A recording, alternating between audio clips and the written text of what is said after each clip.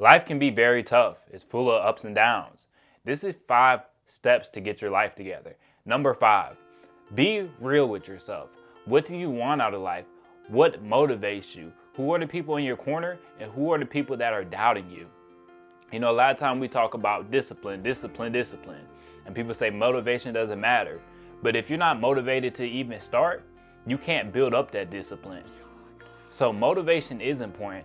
Who are the people that doubted me? Who are the people that support me? Who would benefit from me achieving these goals? And we have a little petty side sometimes, like I want them to regret that, and there's nothing wrong with that. Whatever gets you moving, I like to think, okay, I could take care of this person, I could help out this person. I also like to think about, okay, I remember when she ghosted me. I remember my friend stopped talking to me. He thought he was too good for me, stuff like that. So take both sides, let it motivate you. That's how you get started.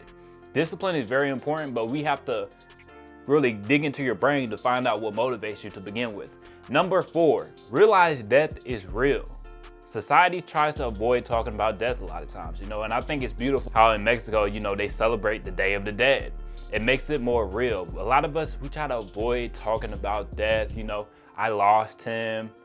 He didn't make it. He passed. We don't like to use the word dead, death, anything like that, because it can be hurtful. You know, it's a tough thing to go through, but at the same time, it's a beautiful thing.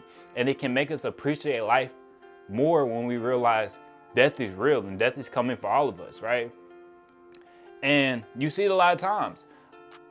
Someone will lose somebody and then they'll take their life to a different level. They'll get way more serious because they realize they have a day coming too. And we never know what that day is. So realize death is real. Realize you don't have all the time in the world, that you need to invest your time rather than just give your time away. Stop bullshitting around and start taking your time serious, because you never know when your day is gonna come. You don't know if you got 70 more days or 70 more years.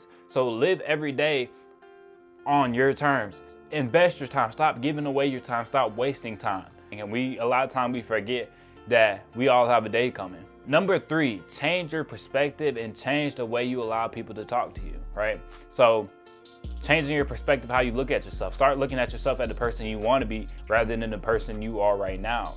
You know, a lot of times you can go get a haircut, start feeling better. You start looking better. Start taking care of your grooming. Get your room cleaned up. And don't allow people to treat you the way they used to treat you, right? Now, I had a situation with my brother one time, you know.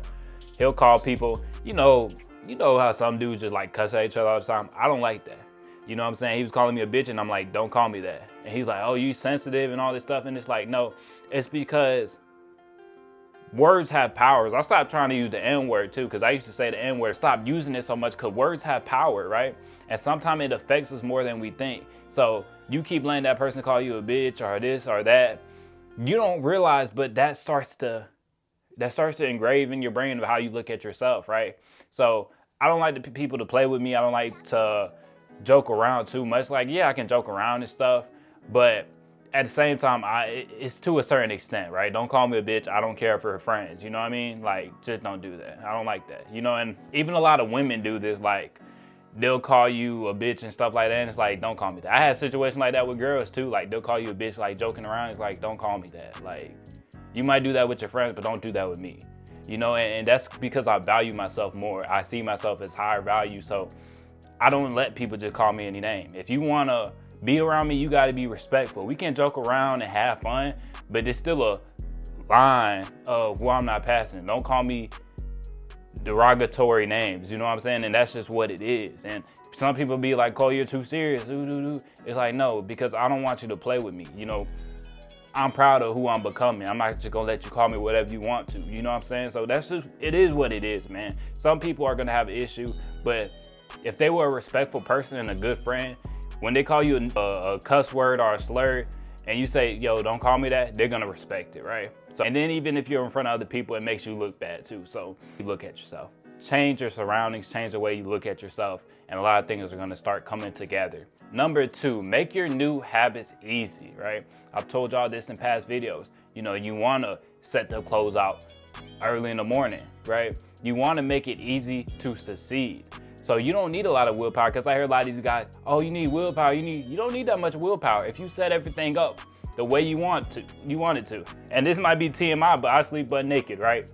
I sleep naked, and I already have the towel in the bathroom the night before, because I take that cold shower every morning. So I strategically put my clothes in the living room, right? So if I wake up and I'm sleeping naked, of course, it would feel weird for me to walk all the way through to the living room butt naked. So I just make sure I take that cold shower every morning.